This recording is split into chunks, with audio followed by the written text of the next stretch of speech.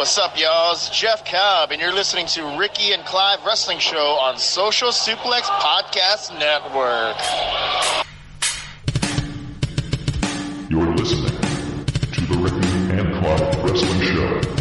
Listener discretion is advised at all times.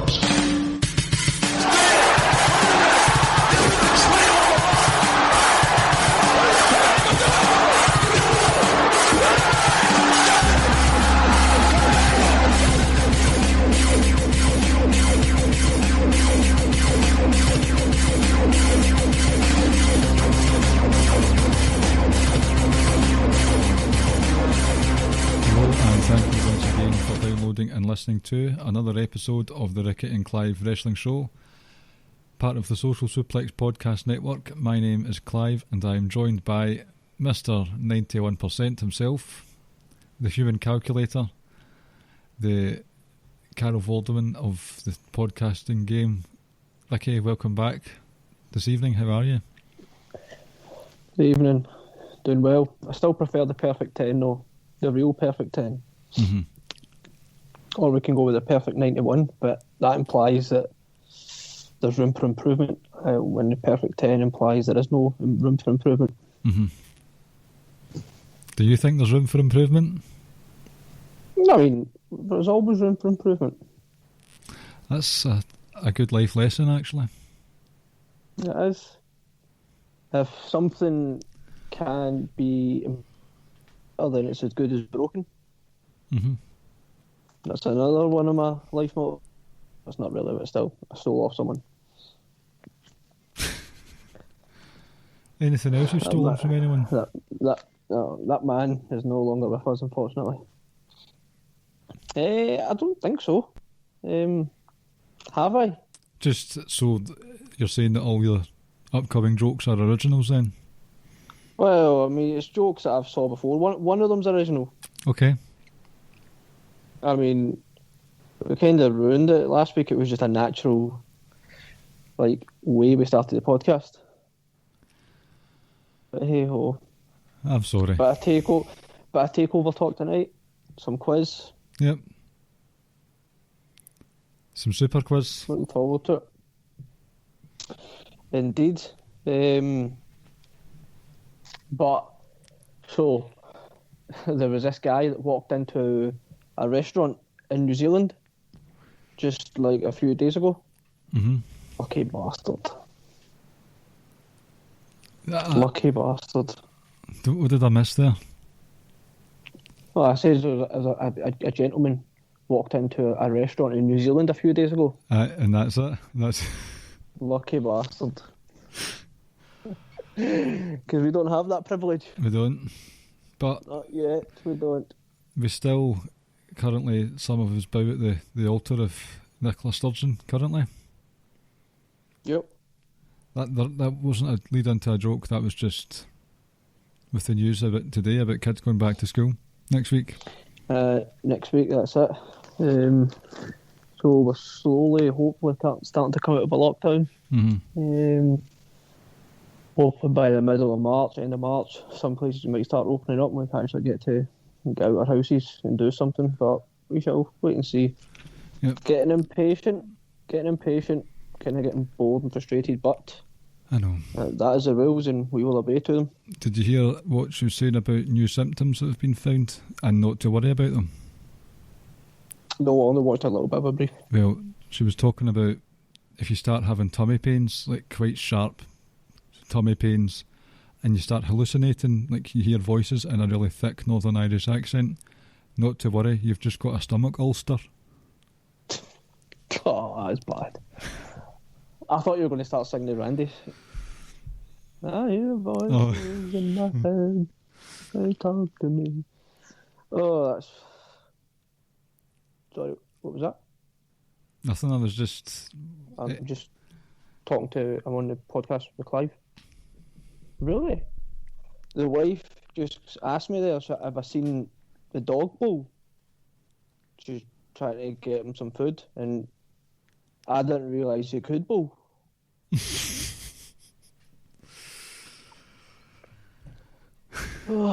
I'm here all week, folks. Well, you're reliable, and like just like whiteboards as well, you're remarkable. Say that again, sorry? Whiteboards are remarkable.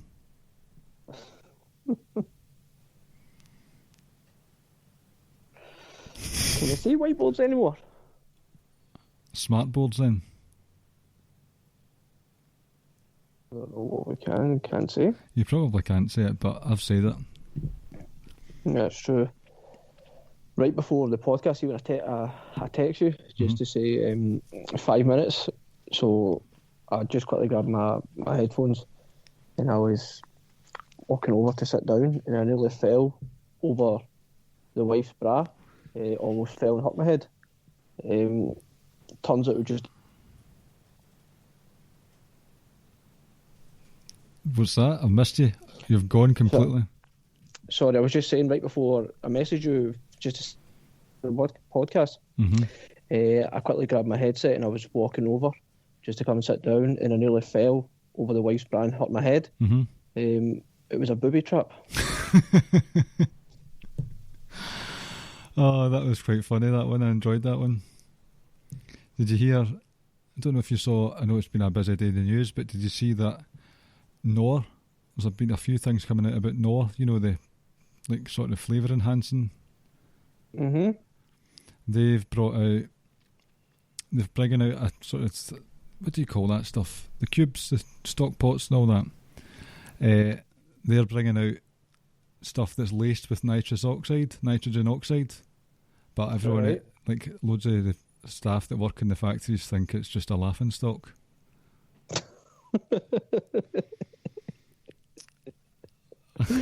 And earlier on today, right? Earlier on today, I was doing a wee jigsaw puzzle. I quite like doing puzzles actually, and I completed it in like less than an hour. And what was astonishing about it was on the box it says 5 to 6 years, and I completed it in less than an hour. Oh God!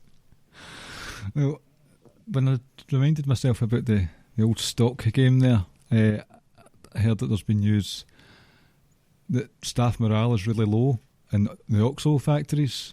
Just people fighting each other and pranks being played, and they're trying to just... OXO themselves want to just make sure that they're not tied in with any other factories or just workplaces in general that promote that kind of behaviour. So they've started an anti-bullying campaign. Okay. Do you get it? Yes, I do. Alright, okay. Just wasn't funny. For people that don't know what OXOs are, and I'm assuming it's just going with the Brits that know, it's like like a gravy thing, isn't it? Or like a vegetable stock cube kind of thing. Like a broth thing. Gravy, yep. Tonight for me, so I was on the motorway the other day, just going along, and I saw this stall on the side of the road, and you know, lockdown, so businesses are closing, so a guy was clearly being quite innovative. And it said lobster tails for £2. Sounds like a bargain to me. That's cheap for quite a delicate fish. So I walked over and gave the guy my £2. Ready to get my lobster tail, looking forward to it. And then the guy turned around to me and just started and says, "Once upon a time, there was this lobster." And then you give me grief for my bad jokes.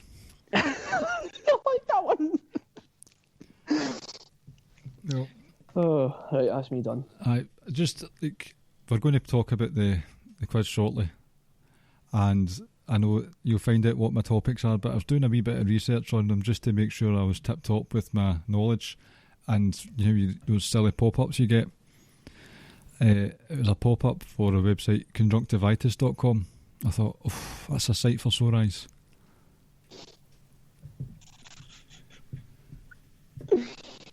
Oh, nicely done. So, before we get to the quiz, there was a wee takeover at the weekend there.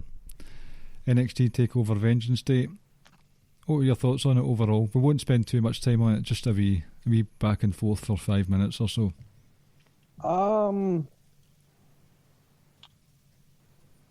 like just to like any other takeover really, and that's not to sound like flippant or anything, but we've come to a standard from takeovers.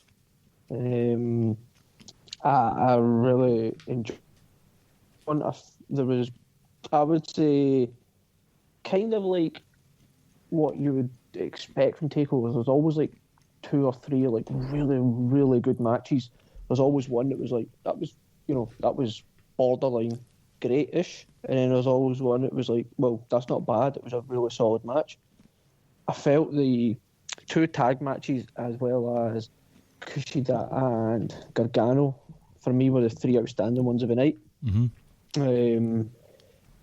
Balor and Pete Dunne was also borderline pretty great. I thought it was really I thought it was a real good match, and the women's triple threat was slightly a notch below that.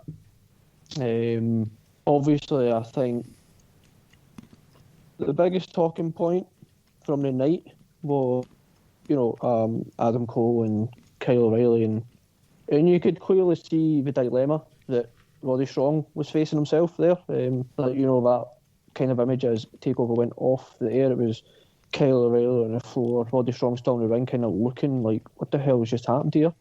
And Cole at the top of the ramp. I think Rance was on this podcast a while ago, and we kind of thought it was going to happen a few weeks back, but it didn't. When Kyle O'Reilly himself challenged Finn Balor for the title. Interesting to see where this goes. I think the Roddy Strong element, that dynamic is going to be interesting. I think that he's certainly going to be kind of torn, like who he shows his allegiance to. Part of me thinks maybe, do we maybe see Roddy Strong and Adam Cole taking on Kyle O'Reilly and Bobby Fish in a tag match before we get Kyle O'Reilly and Adam Cole? I don't know. Finn Balor goes from here as well, because if it finished up with just a super kick to Finn, then you would assume it was going to be Finn and Adam Cole, but it's likely now obviously going to be Adam Cole and Kyle O'Reilly. But yeah, like I say, there's no complaints from a takeover. There never is, top to bottom. It's always a great show. I think the big thing you can take away from the Undisputed Era's actions at the end is that they're not going to be going up to the main roster as a unified front a united front in any time soon at all, with Adam Cole turning heel. It's all to shit now. They're all over the place, and they've been in this sort of limbo for a while. Obviously they've been playing the long game, and that's now apparent that they've been playing the long game, but for a while, and Rance and I actually co-wrote a column together about it, where it just seemed as if they were just treading water until something big came along, whether that was a call-up, would Fish come back before they were called up, or are we going to get this heel turn? Have they missed the boat on the heel turn? But it worked out well. Finn Balor gets the trust of them. Finn Balor trusts him, but then it's get broken again straight away. So I think the timing of it, I would have preferred earlier on when it was during the Kyle O'Reilly week. Flesh these things out. You don't know what's going to happen with creative over the next few months, years, because of this coronavirus carry on. So just keep it plodding along nicely. So I did enjoy that part of the show. There were mixed opinions for a few things. I would say the Women's Dusty was my favourite match of the night. Having said that, though, there were a couple of instances in that and the other Dusty tag match where people, Raquel Gonzalez specifically, and both of the veterans, it's become a thing that I'm more and more starting to dislike about wrestling, and that's similar to where they're just standing there waiting for someone to do their shit off the ropes. This time Raquel Gonzalez visibly, clearly bent over so that Shotzi Blackheart can do some crazy sunset flip stuff off the ropes over Raquel Gonzalez. And it was just so obvious that you knew it was going to happen, really telegraphed, and it just took me out of it. And it's annoying because I think Raquel Gonzalez has been fantastic. So to see it look so staged the way it was, took me out of it a bit. But apart from that, the pace, the action, the energy specifically in that women's tag match was sensational, and I think the right people won there. And Grizzled Young Veterans, you've spoken about this a good few times on the podcast with the Worlds Collide gif of him stumbling while Humberto Carrillo gets his shit in. And it looks more natural for that to happen, but a couple of times during this Dusty Classic, the vets have looked daft, waiting for all the other teams to do their shit. And I think I'm turning into Carl, where I'm falling out of love with the flippy shit, basically. There's stuff, like, I'm happily watch Tornado DDTs and all that stuff, and I'll happily watch Canadian Destroyers to the cows come home, but it's specifically when there's rope work involved, where they're having to dance about the ropes and their person's prone, or waiting for them, or holding their hand so they can do it. It's just, it doesn't look good for me personally. But and also the fact that Grizzled Young Veterans didn't win, I wasn't happy about that, obviously, but I'll only be happy when they win everything. Yep. Like the rope thing, as you quote unquote say, the flippy stuff, I've never liked it because it's never been properly executed. Mm-hmm. Like, it just looks, as you say, staged and so silly.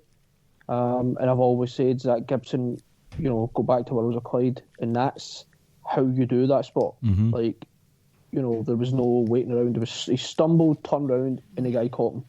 He had no time to react whatsoever.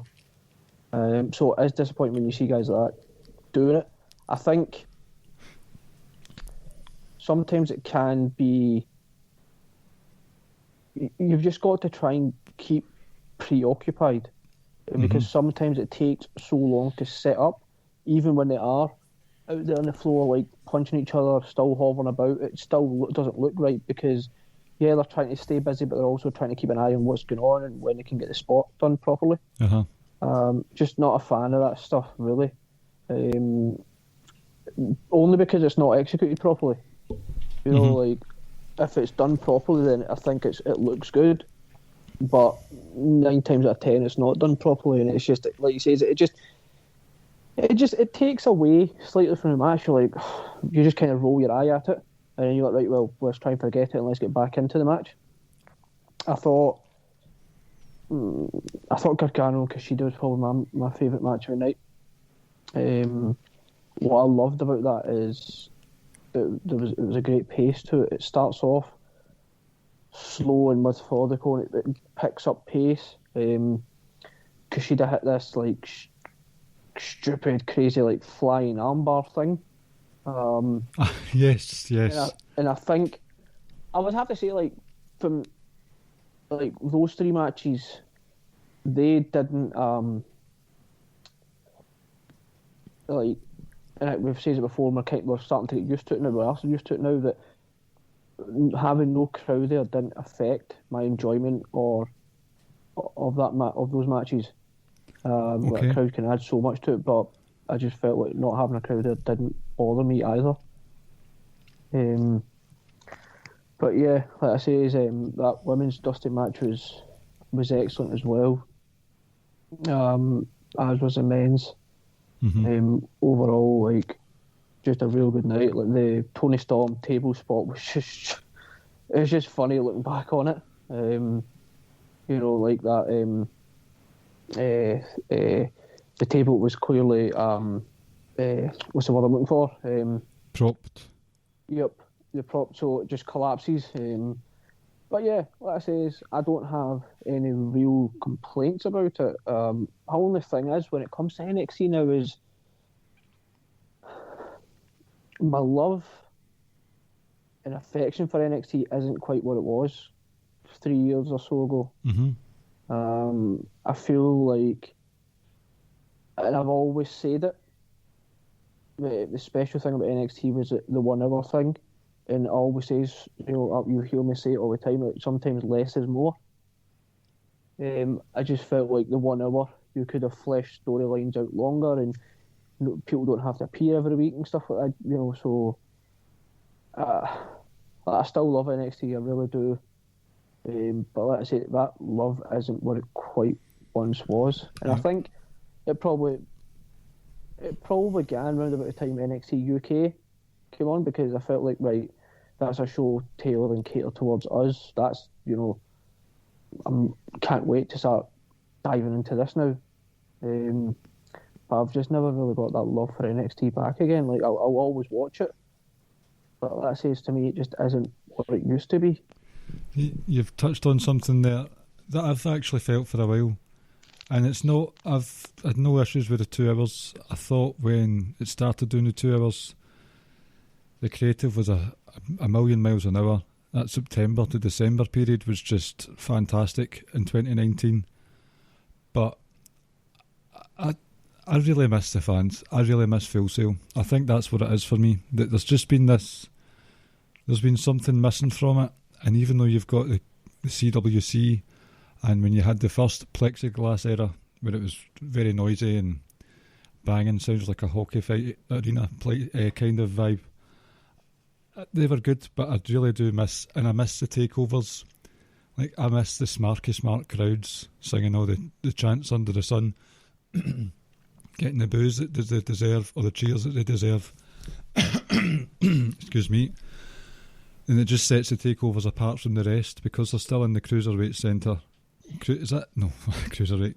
What's it called? Capital Wrestling Centre. It's not as differentiated from TV, especially when they've got the odd TV specials these days. Now, you said that you still love For the Door NXT. I do too. It's still my favourite brand out of all the wrestling I watch. It's just, I dearly miss the smarky Full Sail crowd. I even miss the guy in the Everton top. But because they added to, like, the aura that was NXT. There was that pantomime feel about it.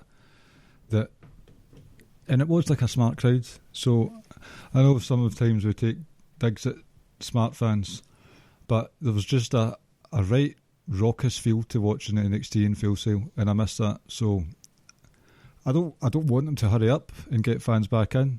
I'd rather they just took their sweet time for everyone's sake, and also keep Casey Catanzaro away from it all as well. But there was another thing. I'd noticed that both of us hadn't really talked much about Finn Balor and Pete Dunne. Now, going into this, when I started realising this was going to be a match at TakeOver, I thought, oh shit, this could be a special one. And I had a pretty deep think about this. I was talking with Rance about it last night again. And for me, that was a Finn Balor match and not a Pete Dunne match. And I think that's why it wasn't as sensational as we know Pete Dunne matches can be. You think about Tyler Bate, Ricochet, Walter, even Coffey. We won't mention his name again though. The tag team classic stuff that was in last year. Pete Dunne can have, there's something different about his matches where there's a peaks and valleys, peaks and troughs, where it just plods along at an intense pace, but then it explodes. Whereas with Finn Balor, and this was the same for the Kyle O'Reilly ones, it's just a constant grind. There's just Rance put it, it's like a fight, and it is a fight. And Edge had said to him in a promo a couple of weeks ago, you're on a completely different level. And I agree, Finn Balor is, in his heel mode, probably wrestling the best, one of the best in the world just now. It's just not my cup of tea. That constant grind, it feels as if it's like an MMA fight. Do you know what I mean? With Pete Dunne, he's interested in hitting out for joint manipulation, submissions, but he's got that explosive side to him that I think Finn Balor matches lacks. So I was a tad disappointed in it. Don't get me wrong, I understand and appreciate if people are saying this was the match of the night or the Kyle O'Reilly matches were match of the year contenders. It's just I'm looking for a bit more oomph for my wrestling than just the constant grisliness. That's a fair take. That is a fair take. I never expected Pete Dunne to win this match. That's true. I don't think that was probably ever in consideration. I agree, but at the same time, disagree with Finn. Like, I enjoy watching Finn at the moment. But what you say is they're very valid points, and I completely understand where you're coming from. I feel like Pete has, in my mind, Pete Dunne has something a little bit more than Finn. I feel like I can get a variety of different matches. Yes. When I watch Pete Dunne matches. So yeah, no, I completely agree with that. Like, you know, he says he can pick the pace up. You can slow it right down. It can be like an old school type wrestling match. But yeah, no, I do agree with that. I'm really interested to see where both guys head now. Mm-hmm. I'm just trying to think if there's an obvious contender right now for Finn. Probably Karrion Kross. That doesn't get me excited though, I must admit. The Karrion Kross experiment is fine. It's watchable. I'm just not pumped for it yet. Yeah, I think the jury's still out, but obviously, like, you know, he got hurt quite early on, very early on. Not long back. So like I says, we'll give it time and see how it goes. But it's like I said, we'll just wait and see what they plan to do with him now. Mm-hmm. Still, it's still good. Like, Finn Balor is untouchable just now. He's the best at what he is doing. It's just there's a tendency for me to sort of phase out in his matches. Mm-hmm. But I still get what he's doing, and I think he is untouchable. There is a target on his back and all that stuff. So fair play to him. And fair play to the rest of the lads and lasses that put on a pretty solid takeover overall. So yeah, no, I agree. It was a really good takeover. At the end of the day, it's some good wrestling to watch on a Monday morning. I'm not going to complain about that, even though I just did for a while. No, enjoyed it. Very, very much enjoyed it. Good. One more thing before we move on to the quiz. Just want to say this whole Forbidden Door thing with AEW and other promotions that's going on. Mm-hmm. The latest report says that Okada's coming to either Impact or AEW. I just don't see him going to Impact. Like, I think he'd probably look at Gedo and be like, no, thank you. But I'm excited to see Okada and potentially others. There was mention of Ibushi. If we get to see Ibushi versus Kenny Omega, mm-hmm. Under AEW, I'm probably really excited about that. What I would love as well is you would play into their history, obviously. And I don't know, maybe if when Kenny comes face to face with Ibushi, like, he might, be like, have that moment, like, what am I doing? Like, really struggle between, like, the good guy and bad guy before ultimately kind of just going, nah, fuck you, Ibushi, and just going proper full on Omega heel mode. Yeah, I would be really excited for those guys coming. Personally, I don't think it will do much for ratings, but I don't think it is for a ratings thing. I think it's just to open up more different avenues here. Because I would assume, and it's probably a big assumption, that a lot of the people in America who watch New Japan also probably watch AEW. And I would assume a lot of the people who watch AEW will probably watch parts of New Japan as well. So I can't imagine it's going to pull in too many other people. But maybe I'm wrong. Maybe I'm completely wrong there. But I couldn't care less about that, just from a pure wrestling aspect and potential storylines going forward. It's exciting. I think the Omega Ibushi one could be really interesting, because if you take away the shoot reasons for Ibushi not getting a title, in that he was just he wasn't contractually obligated to wrestle for New Japan, or however you want to phrase it, but now he's under a contract and he's won the titles. But you could argue that Ibushi had to wait for Omega to be away from him for him to fully flourish and prosper. So then Ibushi comes over and says, I've got it now, I don't need you. Stuff like that. I think it could be interesting, specifically those two.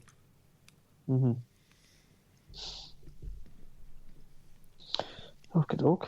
Shall we move forward to your quiz? I'm kind of dreading it, but okay, let's go for it.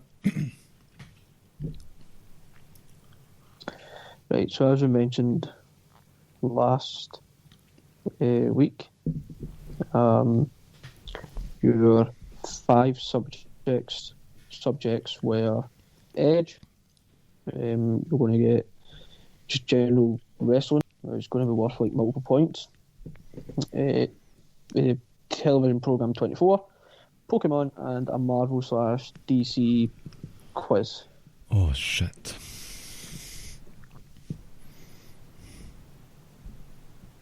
Can we just talk about some wrestling instead? Can we just talk about what? Wrestling instead? So we'll start off with Edge. Who beat down The Undertaker when Edge cashed in his Money in the Bank contract? Shawn Michaels. That's incorrect. Oh, you sure? Mark Henry. He just had a match with Batista. Henry comes down, kicks the living shit out of him. It was on a SmackDown. And Edge comes down, cash in, spear, 1, 2, 3. Question number 2. Okay. Right. I think these next 2 are quite difficult, actually. Who did Edge face in his first ever pay-per-view match at SummerSlam 1998? And it was a tag team match. Oh, dear. And just to give you another one, it was a mixed tag match. Ah, right. What's his name? Right. Mark Miro and Sable. And his partner was... Oh, no. Come on. Mark Miro. I'm right there. Yes. You're right with Mark Miro. Sable was actually Edge's partner. That just throws the cat amongst the pigeons then. Was that a multiple point one at all? No, it was only worth 1 point, but I'll give you it. Oh, will you? Thank you very much. Yep. It was Jacqueline. Right. Question number 3. Who did Edge beat to win his first ever singles title? This is going to be difficult. It was an Intercontinental title and it was actually a house show. And I think it was, don't know if it was Montreal or Ontario, can't remember, but it was one of them. I want to say it was Jeff Jarrett. That is correct. Yes. Question number 4. There were 6 members of La Familia. Name 3 of them, not including Edge. So name 3 of the other 5. Right, okay. Dolph Ziggler, Vicky Guerrero, Chavo Guerrero, Zack Ryder, Kurt Hawkins. I'll give you, but Dolph wasn't in it. Wasn't in it. Was he not sort of on the? No, it was on the fringes. No. No. Well, I got my 3 points anyway. Yep. It was Bam Neely. Oh my God! Random as hell. Yep, I think Chavo brought him in as muscle. So question number 5. Who wrote this?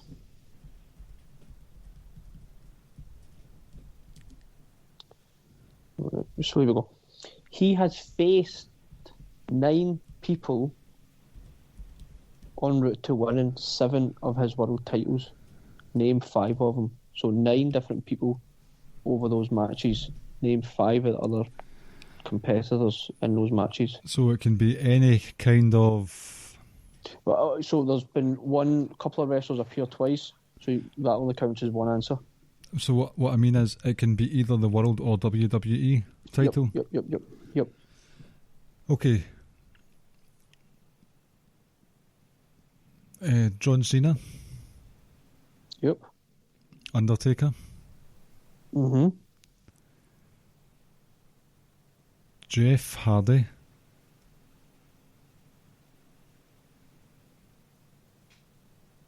Is that right? Uh-huh. Jeff Hardy. How many was that? 3? 3. Now, if one of them was in a triple threat match, does it count as 2 answers? Yep. Triple H and Vladimir Kozlov. Because it cashed in. Well, never cashed in. He Just appeared.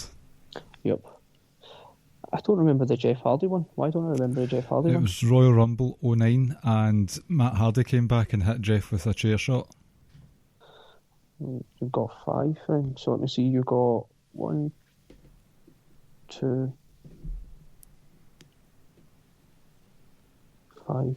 You get 10. 10 out of 11. That's a good start. The only one you didn't get was the Mark Henry one. Even though the dodgy tag team one. Yeah, I'll give you that. Right, question number. So category number 2. This is going to be on 24. Oh, now this is where the real sweats begin, because I am a self-professed hardcore fan of 24, and I like to think my knowledge is bordering on like embarrassingly strong. However, we'll find out if that is the case. Right, here we go. How does the season 2 plot begin? What happens in the opening episode of season 2? What is the main plot? The main plot is that they are testing nuclear materials on someone to see if it works, and basically it's to see if some terrorists who are called Second Wave are going to send a nuclear bomb into America, specifically LA, at some point that day. That's correct. Yes. Question number 2. Which country held him in jail in season 6? China. Correct. Question number 3. What is Jack's brother's name? This is a shout out to the Americans listening. His brother's name is Graham, but it's actually Graham, because we say it properly. Correct. Question number 4. Omar Hassan was the president of which country? Oh, right. He was amazing as well.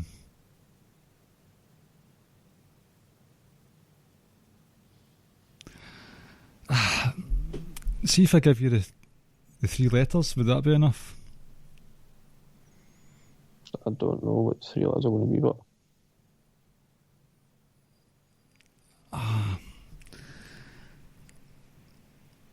IRK,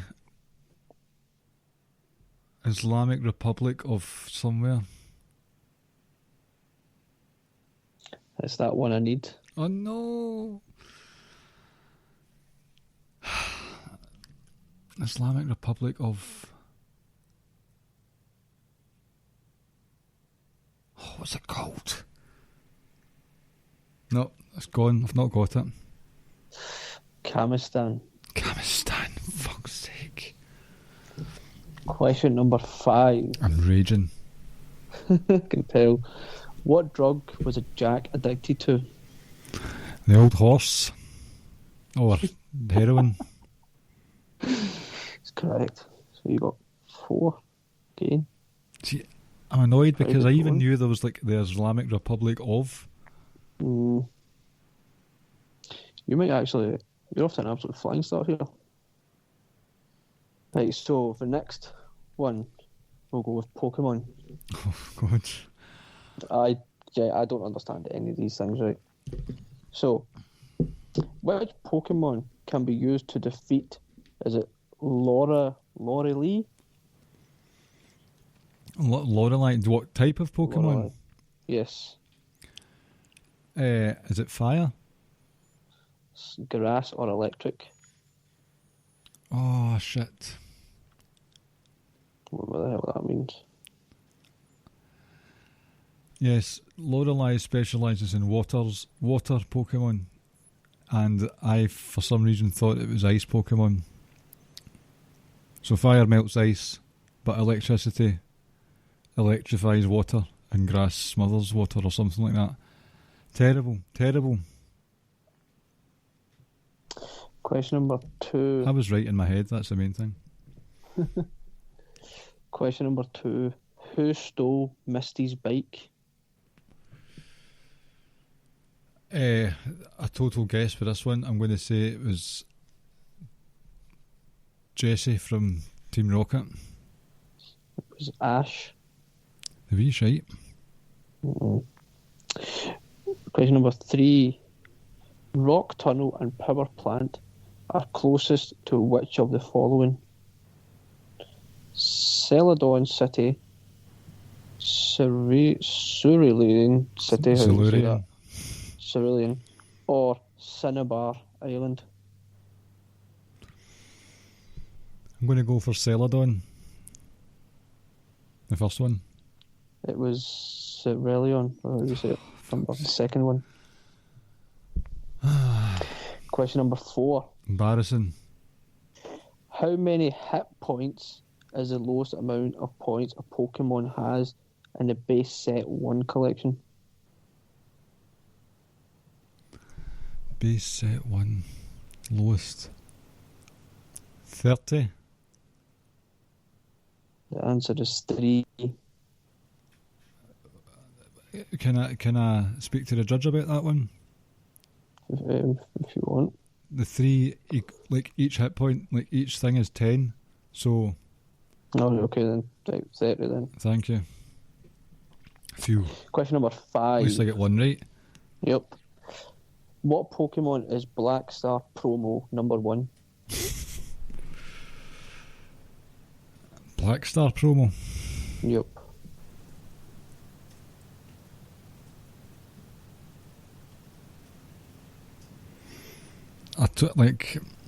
There are literally like 900 odd Pokemon or something, so. I mean, it's probably the only one I would ever know. Right, well, I'll go for Pikachu then. Yep, correct. So 2 out of 5, that's not good enough, I'm sorry. Right, here we go. I let myself down with the Lorelei question. Don't worry about it. I will, because I won't be Mr. 91% on Mr. 92. I'll be Mr. 4.5 or something. Oh, I don't know. Right. So this is Marvel's DC. Okay. Question number 1. In which film does Spider-Man make his first MCU appearance? Is it... Sorry? Captain America Civil War. Correct. I was actually going to give you options there, but well done. Thank you. What is... Question number 2. What is the name of Tony Stark's AI assistant who became the basis of the Vision? Jarvis. Yep. Question number 3. How many... Oh, lost my questions. Question number 3. How many Infinity Stones are there? 6. Correct. Such a geek. Question number 4. Question number 4. Who killed Tony Stark's parents? It was... Now, I can't remember his full name, but it is the Winter Soldier, and it's Bucky. Yeah, I'll take that. Okay, Bucky is his name. Question number 5. Name the last 5 DC movies released. So going with the one closest, working your way back. Last 5. Wonder Woman 1984. Yep. Aquaman. What? Does it have to be in order? No, it doesn't need to be in order. Okay, Aquaman, Justice League, Batman versus Superman, and the other Wonder Woman. You got 3. So it is Wonder Woman 1984, Birds of Prey, Shazam, Aquaman, and Justice League. I've never heard of Birds of Prey at all. Guess what Google told me. But you got 7 out of 9 there. Is Birds of Prey the Harley Quinn one? You won't know that, but for the listeners, is that the one with Harley Quinn? I've heard of Shazam, but I forgot about them. Did well with the Marvel questions, though. No, you did. Right. So this is now last subject. It is wrestling, and it will be. These are worth multiple points. In order of most recent, name Drew McIntyre's last 5 pay-per-view opponents. So working your way back. So does it have to be different people, but just the last 5 pay-per-views? Just the last 5 pay-per-views. Okay. Goldberg. AJ Styles. Yep. Roman Reigns. Yep.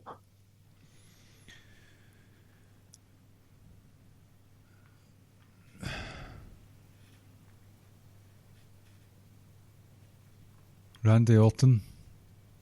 And Randy Orton. Correct. Yes. 5. Question number 2.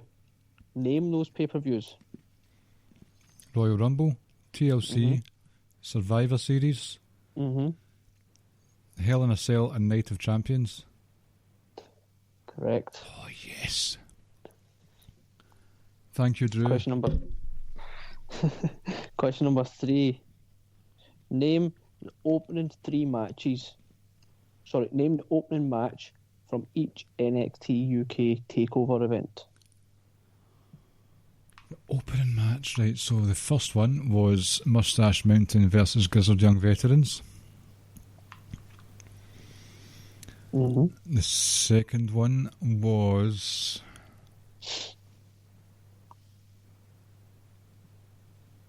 Oh, here we go.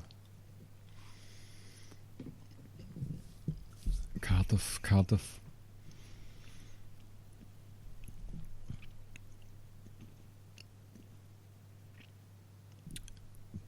Kaylee Ray and Tony Storm?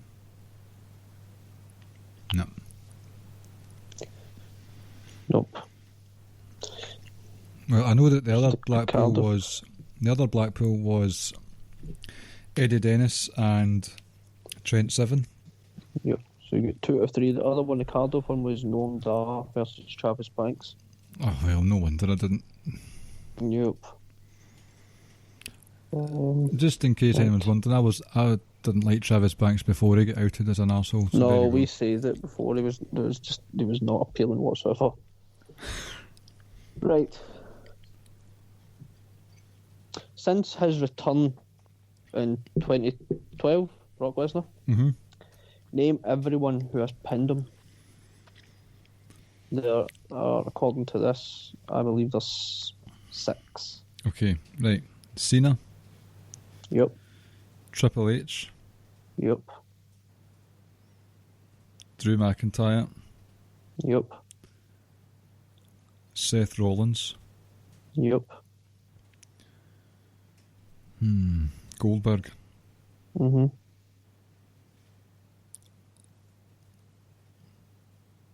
How many were you looking for? 6. 6, so I've said 5. Let me think. Roman Reigns. Correct. I was hoping to throw you there because Taker did beat him. But it was a submission. Yep. He submitted him, yep. So the last question of this round and the last question of the quiz, this is actually running quite quick. It has. It's because some of the questions I know very quickly and the other ones I'm too committed and think I know them and just shit the bed. You've done not bad though. Right. break down Roman Reigns' title wins. So I want to know what title he's won and how many times he's won them. Not including NXT or FCW, none of that stuff. Okay.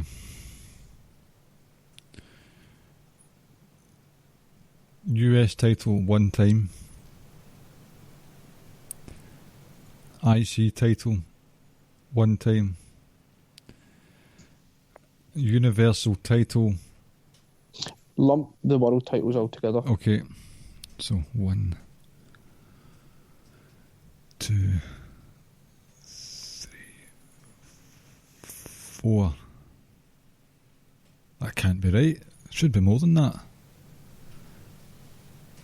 Survivor Series, New Year's Eve, WrestleMania, SummerSlam, then SummerSlam again.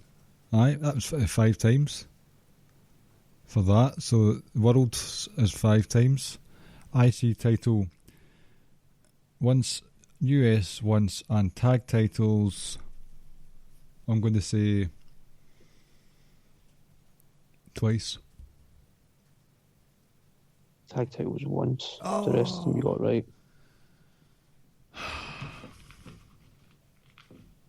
That was good going. So you got 5, 10, 12, 18, 22. No, sorry, 21. The human calculator is at work, people. No, I'm just counting up the rest of them now. There was 10, for 24 you got 4. For the Pokemon you got 2. Awful. That's embarrassing. For Marvel DC you got 7. So you scored 44. 44 out of a possible 54. Right, go on. It's quite good going. Amaze me. Pressure's on for you now. What's the percent? Should be 80%. 80, between 80 and 82%. So 81. Oh, no, but somewhere round about that mark. 44 divided by 54. 81.5%. Was it actually? Yep. You've done it again. Close enough. Listen, do you know what? Good going. I can accept that. It's not a trouncing. I'm surprised at how well I did with the Marvel questions. And I'm kicking myself with the Pokemon ones and the 24 ones. But my wrestling stuff was quite strong. No, it was. You done really well in the multiple questions. Multiple questions. The old Drew McIntyre helped me become Mr. 81%. That was good going though. I've enjoyed the last couple of episodes. Mm-hmm. We need to think of ways to keep ourselves entertained because sure as shit the fucking main roster and other stuff isn't doing that for us. Well, something's going to be happening in a wee while that I'd like to do with you. And I'll even pay for it. Say it again? I'll even pay for it. So you know that I'm into my card games, like specific sort of, not just like Ace of Spades cards, like Pokemon, Yu-Gi-Oh! And stuff like that. And Zach Gibson and his pal have started up a board game company and they're doing a wrestling booker card game. And they're going to do a Kickstarter, so you get a deck of cards and you've got to play Be the Booker. So, that's pretty cool. So I'm going to get a pack for me when they're out. I'll get a pack for you, and we can do some Be the Booker live. And we'll get Zach Gibson on, and he can talk about it to us. Well, we're good friends with his tag team partner. We are. Aye. James Drake has slid into our DMs once. Threatened to lick our faces. Live on a network. That's like true. That's not false. What happened there? What a guy.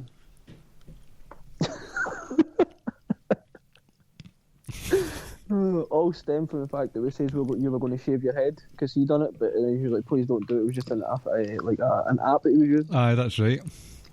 And then threatened to lick your face on live on the network. Speaking of an app enhanced photo, I'm just going to send you one of me. Hold on. You'll enjoy this.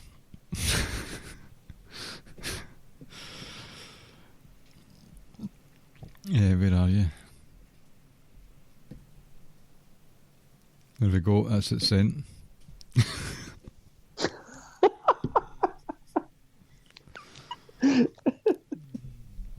Should post it on Twitter. I might superimpose that face onto the Twitter bio. Yep.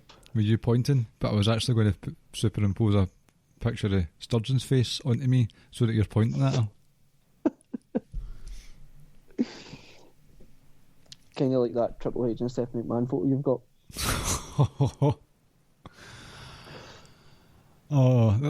You make it sound as if it's like something that I've acquired illegally. That's true, actually. Oh, it's been a relatively quick episode tonight. It has. I don't think I've got much more to add. I'm just trying to think what fun things can we do next week that's still got wrestling in relation to it. We'll probably need to come up with one of our special exercise things again.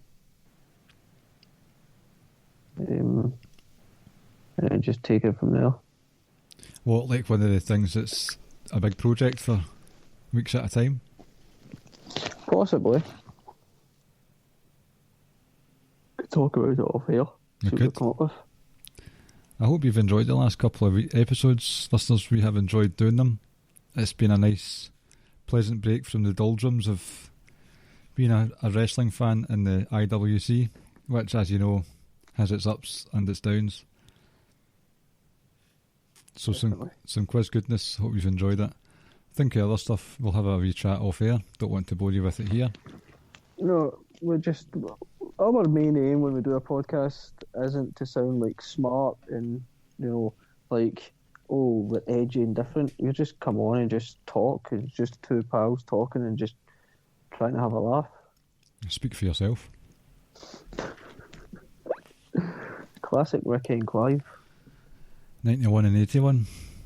That's it. We'll need to straighten this out to make it a cool hour. So give us another joke if you've got one. Oh man, I actually don't. I used up all my ones. Well, I thought it was time to make quite a big life decision, so I went to the fancy clinic to get a vasectomy. Just because I didn't want to have kids anymore. So, but when I went home, they were still there.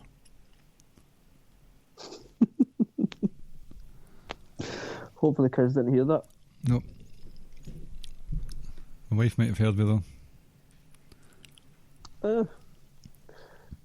She'll be angry with me. It's just like that time when we were at a family party out in the back garden. I was drunk and I fell over the barbecue. She was raging with me. She just completely dragged me over the coals.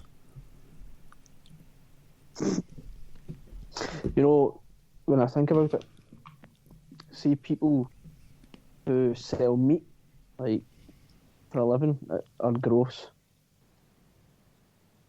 But people who sell fruits and vegetables are grosser.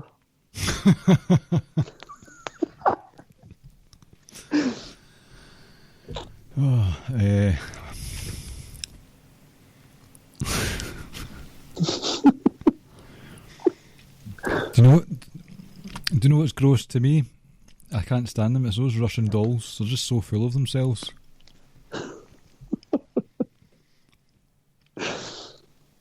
And this is no linked at all, but stuff it. I went to the doctors to get my results back. Finally, I'd been nervous about it for a couple of days, and the doctor said, right, I can confirm that you've got hypochondria. I said, oh fuck, not that as well. As well. Police turned up at my door, arrested my daughter because she burnt her house down, but it was arson.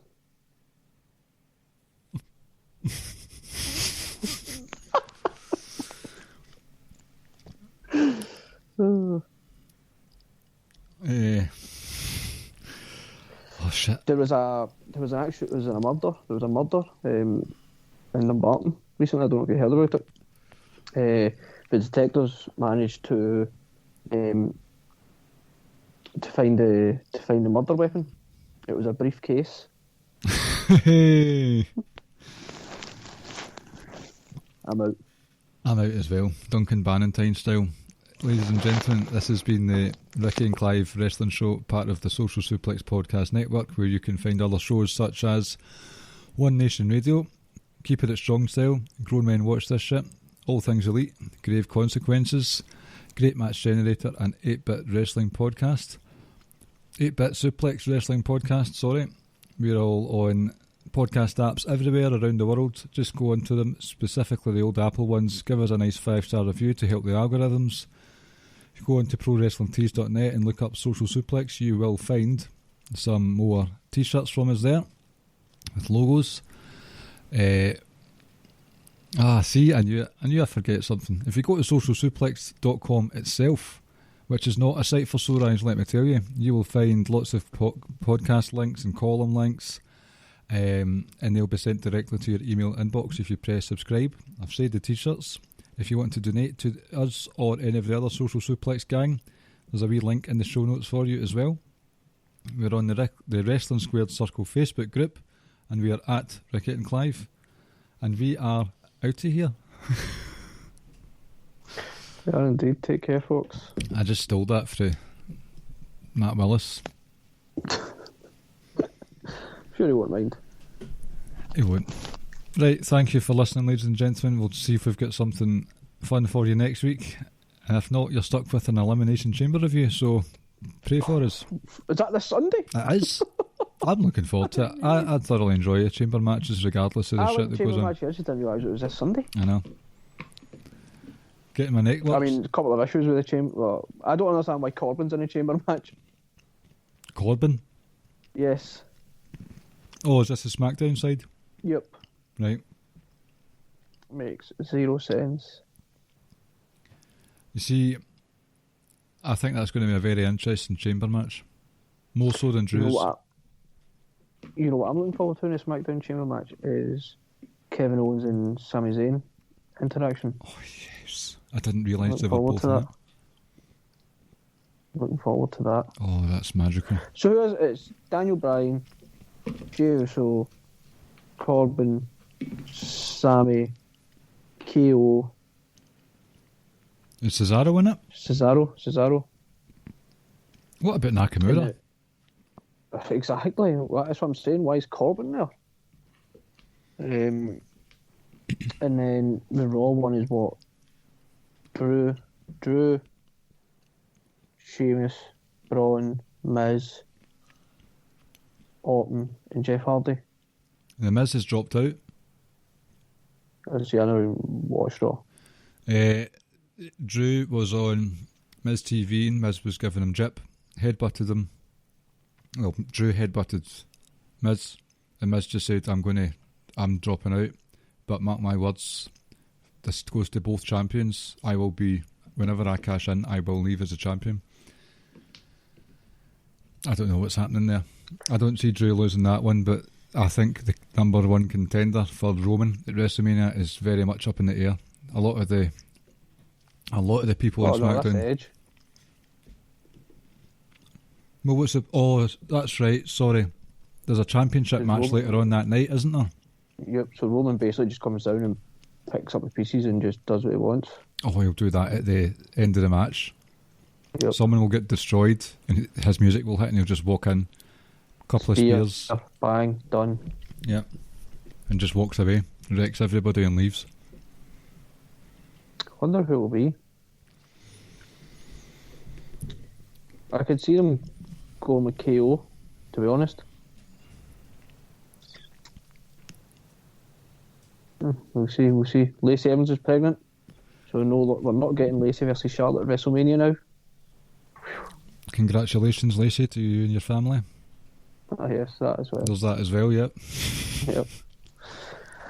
Right, folks, we shall let you go about your day now, and we'll hope you'll tune in next week. Hopefully, because we will. You know, we have no choice but to. I know. Right, speak to you later. Take care, folks. Right. Thank you for listening to the Ricky and Clive Wrestling Podcast. We'll see you next time.